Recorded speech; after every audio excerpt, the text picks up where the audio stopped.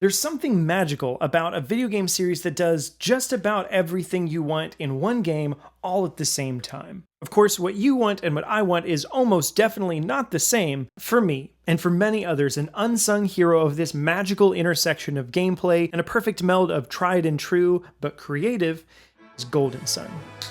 Let's talk about it. If you're around the channel much, you've at least heard me mention Golden Sun in passing. And from my experience, especially around Nintendo Direct speculation time, other channels seem to mention Golden Sun a lot too, in passing. And while that's all well and good, I suspect that even compared to some other dormant franchises like F-Zero or even Ice Climbers, Golden Sun is recognized, but to the many who haven't actually played it, the reasons why it's regarded so fondly as compared to generic RPG number 32 are often overlooked. And among other things, that's why we're here today. If this video goes over well, we may tackle other more obscure Nintendo franchises in a fashion similar to this. To make that happen, I'd love for you to like the video and subscribe to the channel if you haven't already to see more of those videos whenever they happen. But for now, let's talk about Golden Sun. There are three things that I really want to tackle today: the glorious past of Golden Sun, the present lack of Golden Sun, and the potential future of Golden Sun. Golden Sun, maybe to a degree of surprise, was developed by the same Nintendo second-party studio that makes the Mario Golf and Mario Tennis games, Camelot. Right off the bat, the mixed reviews of some of those Mario sports games may suggest a lack of quality for their other work, but with Golden Sun at least, that could not be further from the truth. Just to double down on my own personal feelings on the franchise, as someone who's not a physical collector by any stretch of the imagination, this is the only franchise for which I own every single game physically. Granted, that is only 3 games, but I own the second one twice, so that's something. Golden Sun and Golden Sun: The Lost Age have a particularly interesting development history. The same way that Mother 3 was originally intended for the Nintendo 64, so was Golden Sun. Unfortunately, we've never seen any of the N64 beta footage, but considering that these are 2 of the best looking games on the Game Boy Advance, we can safely assume that it would look like, a more polygonal version of what we ended up with. Of course, to fit them onto GBA cartridges, these games were split up in half and used a fancy transfer code tool to carry across optional save data. For me personally, I picked up Golden Sun when I was in an electronics store in an airport flying back home for the summer, something like that. I was 11 years old and had never heard of the franchise. I just saw the box art and thought it looked cool. Outside of Pokemon, which is kind of a thing of its own anyway, this was my first JRPG ever, and it was legitimately a great one to start with. For me, when I talk about how interesting the series is, it's for very specific things that it brings to the table. The story is largely generic. It's some kids from various towns that make up a party to go to some places and save the world. There's a few twists and turns along the way, but story-wise, it's pretty by the books high fantasy stuff. For me, it's really the gameplay mechanics where it shines, and honestly where I've yet to see any other game retread. Since one of the key parts of this video is to explain what's so great about Golden Sun, I'm going to talk about some game mechanics, and these are going to get more and more intertwined, but also more and more interesting. There's a class system of sorts, like in many other JRPGs, but instead of choosing from a list and leveling up those classes or whatever, it's done by equipping these little creatures that you find and collect up to 28 of, called Djinn. So already there's a little bit of Pokemon injected into this JRPG. This aspect is kind of like Hanet's ability in Octopath Traveler or the Beastmaster in Bravely Default, where you catch creatures and use them to fight for you. But it's more integral to the gameplay in a lot of ways. You equip these little creatures, the Djinn, to your characters, and since the whole game is focused around the 4 elements, fire, earth, water, and wind, these are the types of the Djinn. The more you have of one type equipped to a character, the more those synergize together to make that character stronger in a particular class, but this also comes at the cost of versatility. Equipping your Djinn does things like increase certain stats, but also the more you have of one type, the more magic spells, or synergy as this game calls it, your character gets of that Djinn's type, with each character being able to get the most out of their own element affinity. But if you want to stay versatile, equipping a water Djinn to a party member allows them to have a healing synergy. So do you spread that ability around, creating jacks of all trades, or 4 masters of their own?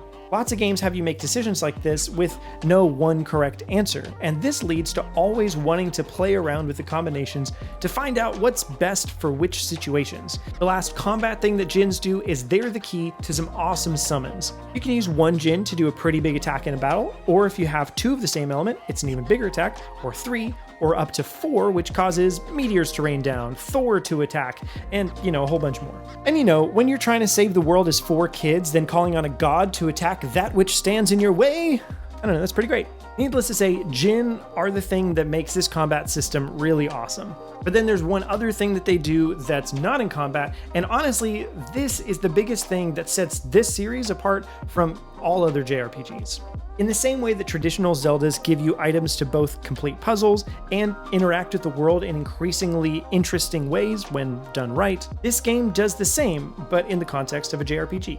The synergy growth can be used in battle to attack enemies with vines, but in the overworld it allows you to grow a small plant to become a little plant ladder. Frost does an ice attack in battle, or creates frozen pillars out of puddles in the overworld that you can, jump on and stuff. And there's also some overworld synergy that you learn throughout the game, like mind reading, for example, where suddenly you go from interacting with every character in the world normally to being able to read the mind of any character that you want. This obviously helps with some story quests or some puzzles, but is also just a fun way to go back to your starting town and get to know your neighbor just that little bit better. And the puzzles, whether they use synergy or not, aren't necessarily crazy complicated puzzles. They're just a fun part of the gameplay that adds some variety in a really cool way. One of my favorite integrations is in the first game, where your party is joining a battle tournament in some coliseum, and before fighting each opponent, you have to navigate an obstacle course to reach the battle podium first, because the equipment you get to use in the fight is first come, first serve, sitting on the battle podium. But while your character who's going to be battling is getting ready in the back room or whatever, your other party members have a chance to walk around the spectator area and can access a couple of spots to move a pillar over, or create an ice pillar, or grow a vine to make sure you can get to the arena first. And all of this works together really well to suggest some good teamwork between your party members, and that everything you've learned is synergizing all at once. There's a lot more I could say about the gameplay, but to me, the Djinn and the puzzles being incorporated in the way they are is really the two things that sets this series apart from all the rest. Golden Sun: The Lost Age is a direct sequel, so same can pretty much be said there. But then Golden Sun: Dark Dawn, I actually bought this game like a year and a half ago, and I never started it because I just hadn't played it back in the day. So I just started it this last week, and so far it's going well. I mean, just in the tutorial-y kind of area right now, so we'll see how it pans out. But to what I understand, the gameplay is largely similar, even if dumbed down a little bit. All in all though, hopefully this scratches the surface of what makes this series so great. However, the series had 2 releases on the Game Boy Advance in 2001 and 2002, and then returned for the tail end of the DS era in 2010, but has yet to return in any way. And though we'll talk about why that may not remain the case and what that could look like, here's why it seems the series has been dormant. Similar to the lull in Metroidvanias of the mid-2000s and early 2010s, the classic linear turn-based JRPG was considered a relic of the past, certainly by the mid to late 2000s. As consoles became stronger, it was more possible to try to translate the purpose of a turn-based system from a methodical chess-like design to a more active one, trying to more closely capture the experience of your playable characters in the heat of battle. And by and large, this can be a good thing. Certainly, many games have benefited from this transition in one way or another. But be it a relic or not, chess is still an incredibly popular game, even if a poor stand-in for war. And similarly, turn-based combat is still an enjoyable system for a lot of people. Since around 2017 and onwards, turn-based combat is slowly re-emerging as a popular and mainstay niche within the gaming community. The incredible sales of Persona 5, Octopath Traveler, Dragon Quest XI, and the ever-popular Pokemon, even though that last one would do well to change up a thing or two anyway, have shown more and more developers that turn-based JRPGs still have a place in modern gaming.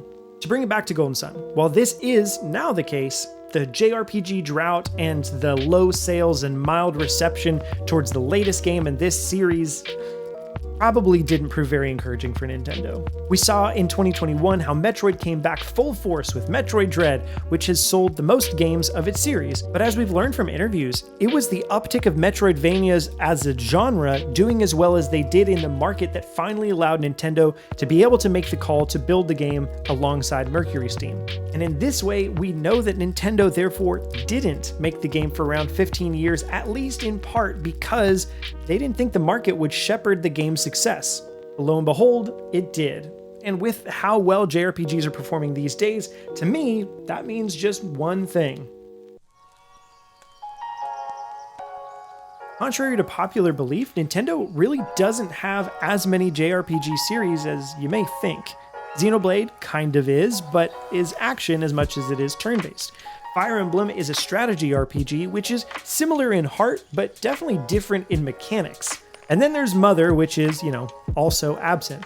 But with the rise of the genre, this is the series that Nintendo can most easily lead with. And they obviously have confidence in the genre because they themselves published Octopath Traveler, Bravely Default 2, Live a Live, Live Alive, Live a Live, Live Alive, and a bunch more.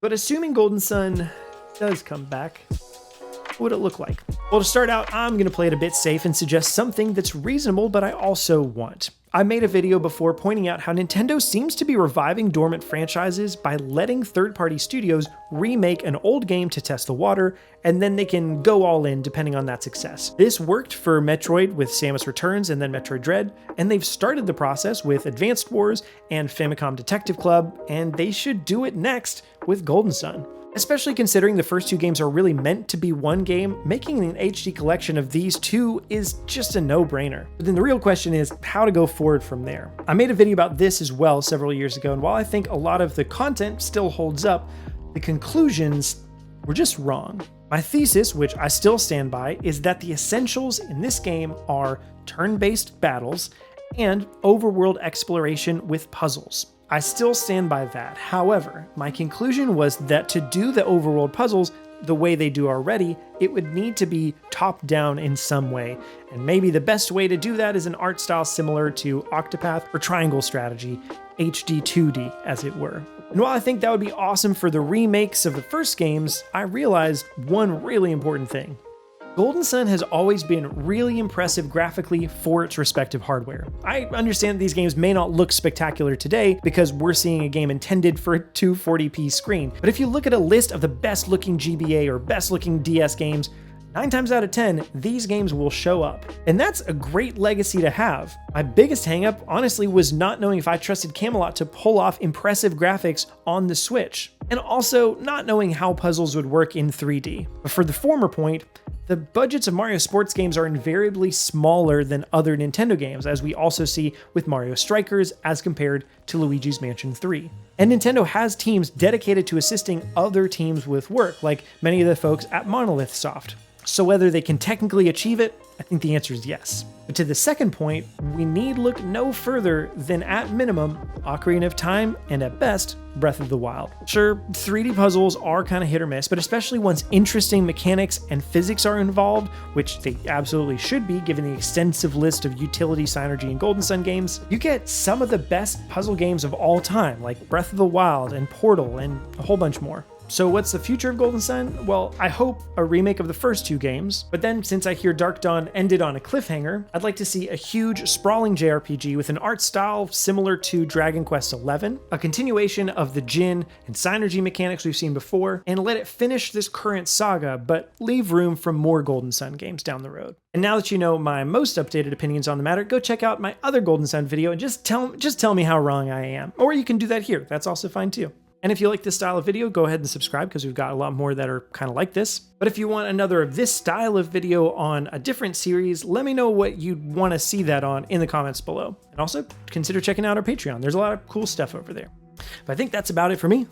Next time, some lessons.